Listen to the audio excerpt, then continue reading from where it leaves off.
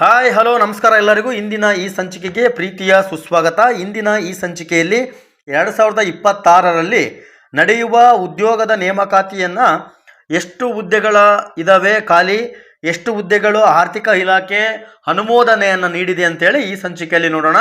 ಯಾರು ಇನ್ನೂ ಚಾನಲನ್ನು ಸಬ್ಸ್ಕ್ರೈಬ್ ಮಾಡಿಲ್ವೋ ದಯವಿಟ್ಟು ಸಬ್ಸ್ಕ್ರೈಬ್ ಮಾಡ್ಕೊಳ್ಳಿ, ನಿಮಗೆ ಮುಂದಿನ ನೋಟಿಫಿಕೇಶನ್ ಬರುತ್ತೆ. ಬನ್ನಿ.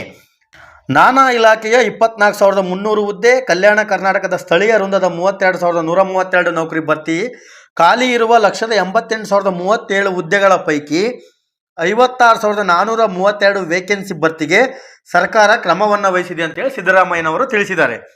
2026ಕ್ಕೆ ಉದ್ಯೋಗದ ಸಂಭ್ರಮ ಅಂತೇಳಿ ವಿಜಯ ಕರ್ನಾಟಕ ದಿನಪತ್ರಿಕೆಯಲ್ಲಿ ಬಂದಿತ್ತು. ಆ ಮಾಹಿತಿಯನ್ನು ನಿಮಗೆ ತಿಳಿಸೋಣ ಅಂತೇಳಿ ಈ ಸಂಚಿಕೆಯನ್ನು ಪ್ರಾರಂಭ ಮಾಡಿದ್ವಿ.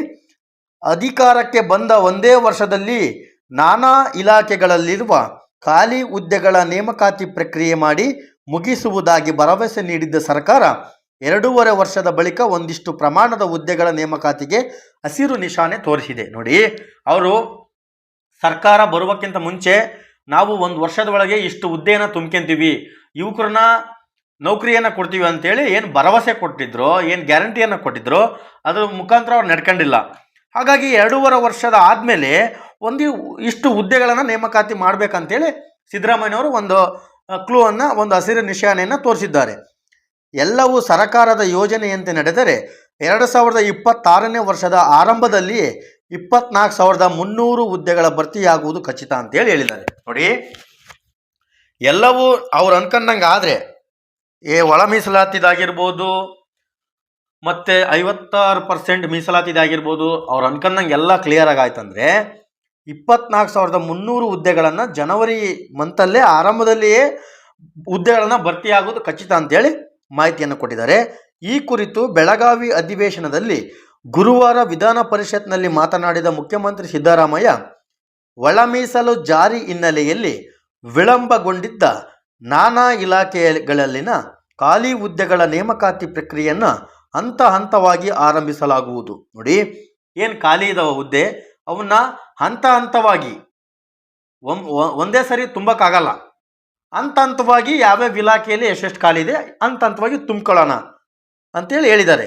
ಮೊದಲು 24,300 ಹುದ್ದೆಗಳಿಗೆ ಆರ್ಥಿಕ ಇಲಾಖೆ ಒಪ್ಪಿಗೆ ನೀಡಿದೆ. ಆಲ್ರೆಡಿ ಆರ್ಥಿಕ ಇಲಾಖೆ ಸಹಮತಿಯನ್ನು ತೋರಿಸಿದೆ.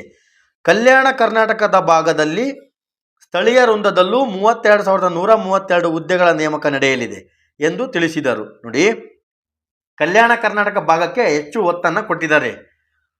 ಹಾಗಾಗಿ ಸದಸ್ಯ ಹನುಮಂತ ನಿರಾಣಿ ಪ್ರಶ್ನೆಗೆ ಉತ್ತರಿಸಿದ ಅವರು, ರಾಜ್ಯದಲ್ಲಿ 2,84,881 ಹುದ್ದೆಗಳು ಖಾಲಿ ಇವೆ.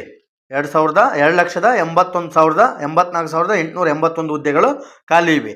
ಈ ಪೈಕಿ 96,844 ಹುದ್ದೆಗಳನ್ನು ಗುತ್ತಿಗೆ, ಹೊರಗುತ್ತಿಗೆ ಆಧಾರದ ಮೇಲೆ ಭರ್ತಿ ಮಾಡಿಕೊಳ್ಳಲಾಗುವುದು. ಗುತ್ತಿಗೆ ಮತ್ತು ಹೊರಗುತ್ತಿಗೆ ಆಧಾರದಲ್ಲಿ 1,88,037 ಹುದ್ದೆಗಳ ಪೈಕಿ 56,043 ಹುದ್ದೆಗಳ ಭರ್ತಿಗೆ ಸರ್ಕಾರ ಕ್ರಮ ವಹಿಸುತ್ತಿದೆ. ಕಳೆದ 3 ವರ್ಷಗಳಲ್ಲಿ ಎ ಶ್ರೇಣಿಯ 562, ಬಿ ಶ್ರೇಣಿಯ 619, ಸಿ ಶ್ರೇಣಿಯ 23,119 ಹುದ್ದೆಗಳ ಭರ್ತಿಗೆ ಮಂಜೂರಾತಿ ನೀಡಲಾಗಿತ್ತು.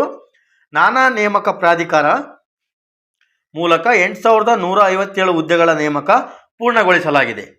3,081 ಹುದ್ದೆಗಳ ನೇಮಕ ಪ್ರಕ್ರಿಯೆ ಪ್ರಗತಿಯಲ್ಲಿದೆ ಎಂದು ಮಾಹಿತಿ ನೀಡಿದರು. ಏನು KEA ಕರ್ನಾಟಕ ಎಕ್ಸಾಮಿನೇಷನ್ ಅಥಾರಿಟಿಯವರು ಏನು ಇವಾಗ 3,081 ಹುದ್ದೆಗಳು ಏನು ಇವಾಗ ಚಾಲ್ತಿಯಲ್ಲಿದ್ದಾವೋ ಅದ್ರ ಬಗ್ಗೆನೂ ಕೂಡ ಪ್ರಸ್ತಾಪ ಮಾಡಿದರು.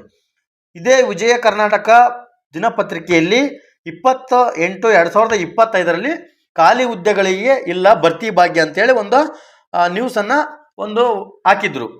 ಅದನ್ನು ಇದರಲ್ಲಿ ಮೆನ್ಷನ್ ಮಾಡಿದ್ದಾರೆ. ಹಾಗೆ ಕ್ರೀಡಾ ಸಾಧಕರಿಗೆ ಮೀಸಲು. ನೋಡಿ, ಈ ಬಾರಿಯ ಪೊಲೀಸು ಮತ್ತು ಅರಣ್ಯ ಇಲಾಖೆಯಲ್ಲಿ ಕ್ರೀಡೆಯಲ್ಲಿ ಸಾಧನೆ ಮಾಡಿದವರಿಗೆ 3%, ನೋಡಿ 2 ಇತ್ತು, ಮೊದಲು 1 ಇತ್ತು, 2% ಆಯಿತು, ಈಗ 3%ಗೆ ಹೆಚ್ಚಿಸಲಾಗಿದೆ. ಹಾಗಾಗಿ ಕ್ರೀಡಾ ಸಾಧಕರಿಗೆ ಇದು ಬಹು ಮುಖ್ಯವಾದಂತಹ ಅಂಶ ಆಗುತ್ತೆ. 2% ಮೀಸಲು ಕಲ್ಪಿಸಲು ಕ್ರಮ ವಹಿಸಲಾಗುತ್ತಿದೆ.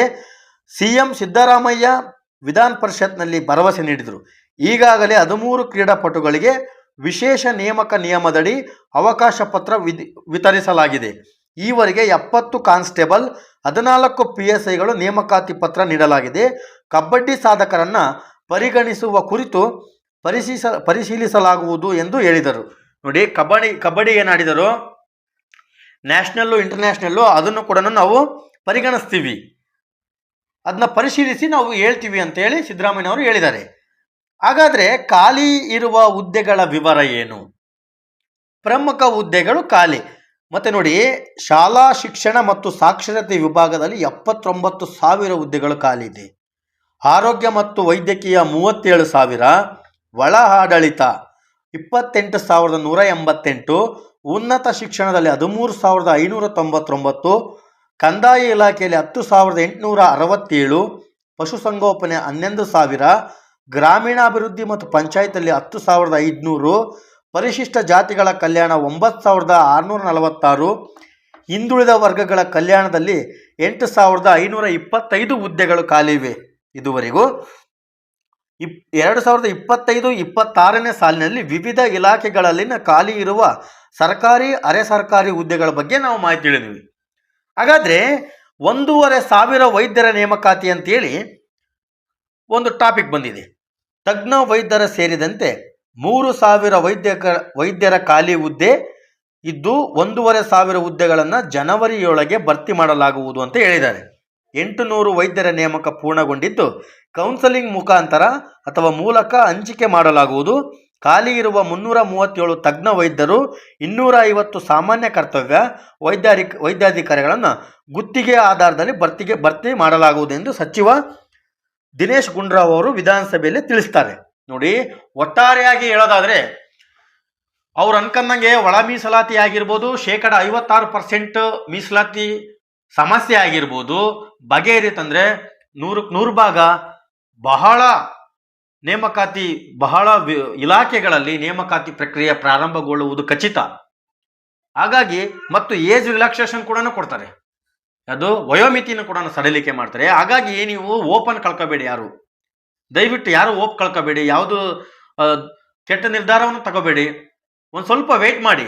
ಇಷ್ಟು ದಿವಸನೇ ವೆಯ್ಟ್ ಮಾಡಿದರೆ ಇನ್ನು 1 ತಿಂಗಳು 2 ತಿಂಗಳು ಎಲ್ಲನೂ ಕ್ಲಿಯರ್ ಆಗ್ತದೆ ಅನ್ನೋ ಭರವಸೆ ಇದೆ.